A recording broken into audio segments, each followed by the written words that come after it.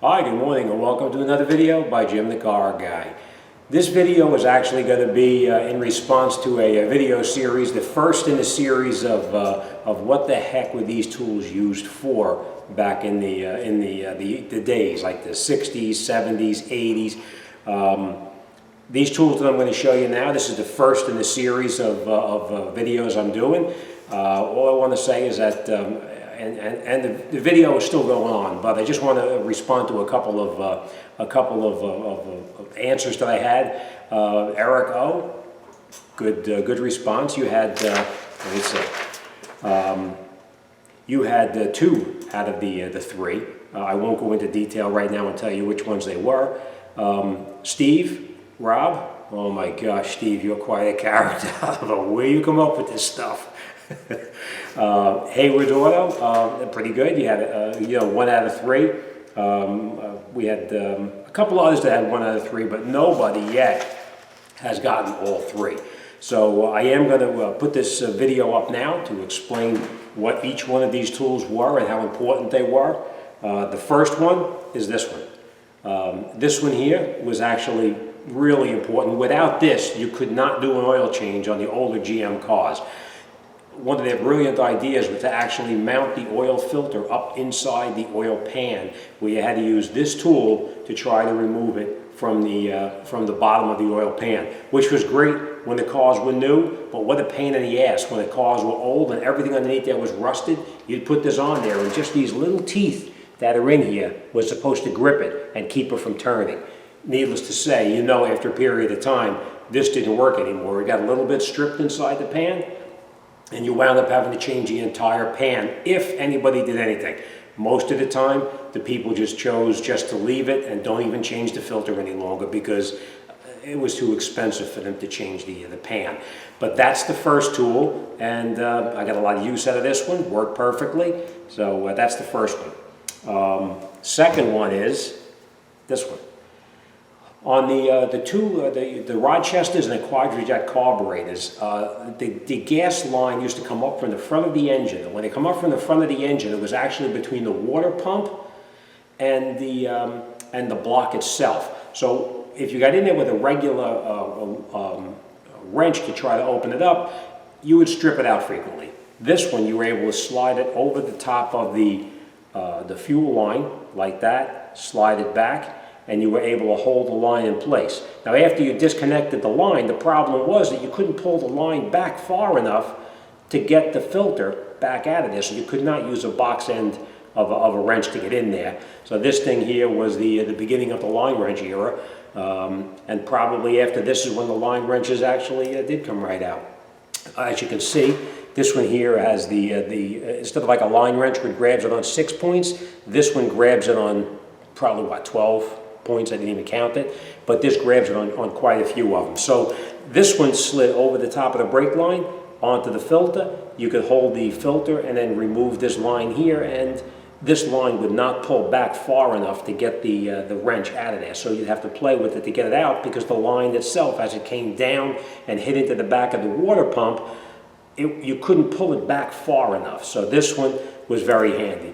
Could you use a 15, 16 or a 1-inch wrench? Yeah, you probably could. But this one, you kept it from trying to strip it out or round it off. So this was a very useful tool. And every car that you tuned up, you needed this wrench. So that was that one. This one, Eric, is pretty good. You put 3 random tools together to throw you off. I probably should have, but it didn't even dawn on me. So you're pretty sharp. This tool, without this tool, what happened is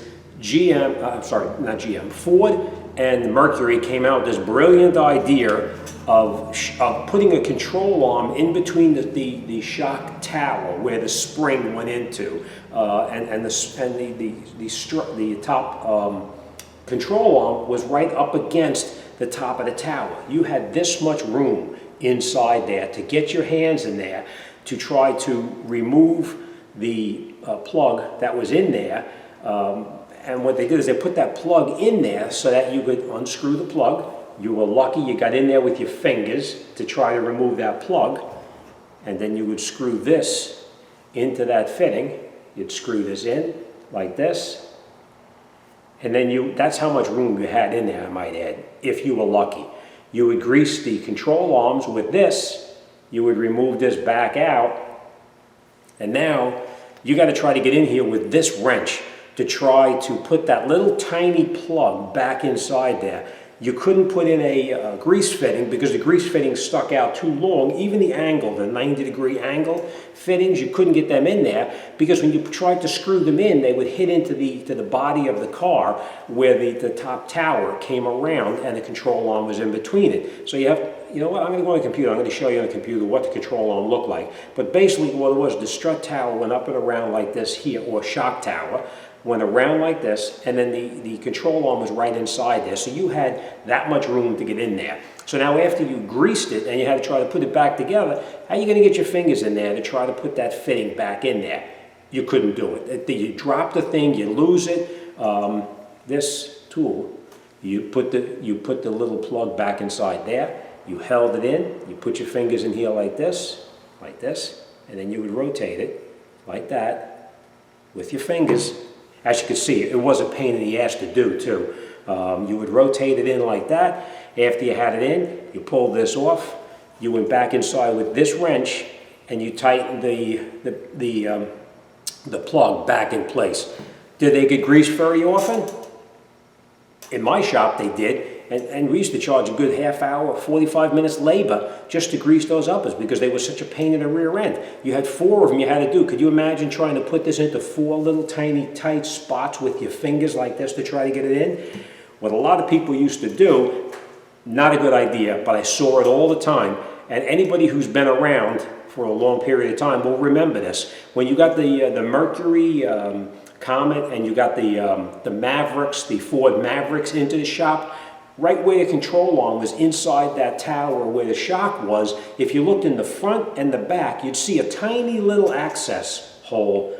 People would get in there with a whizzer and they would cut 3/4 of the way around the square and they would fold down that panel and then they would put grease fittings in there and then they would bend that panel back up. Was it good? No. The reason it was no good is because you'd weaken that whole suspension area. And as you know, that when you get in there and you cut that square out of that, now you have exposed bare metal inside there and it's going to rust quickly. So that's what the tools are used for. I'm going to go on the computer right now. I'm going to look it up and I'm going to show you what the control arm looked like. So come on, let's take a walk. All right, that is what the control arm looked like. And right in here, you see how big that was there? I think that was 15/16 or 1 inch.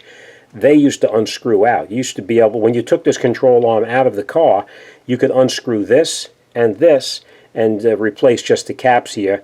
And then through here is where that rod went through.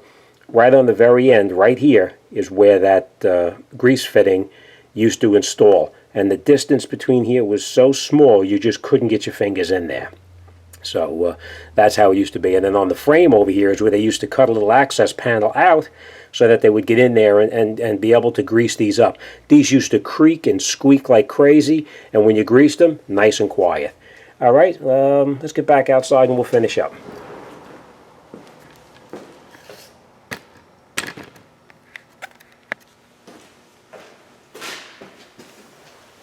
Okay, I hope that you enjoyed this video.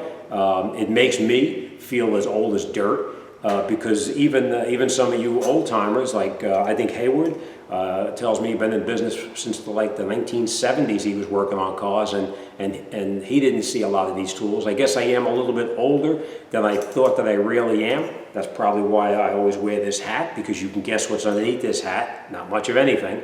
So, all right, I hope you like this first in a series of 5 that I'm going to do. Anybody has any ideas of other videos you'd like me to do, or you think it'd be a decent idea for something to do, send me an email. I'd be more than happy to talk to everybody about anything. And as always, thanks for watching, and I'll see you guys on the next one.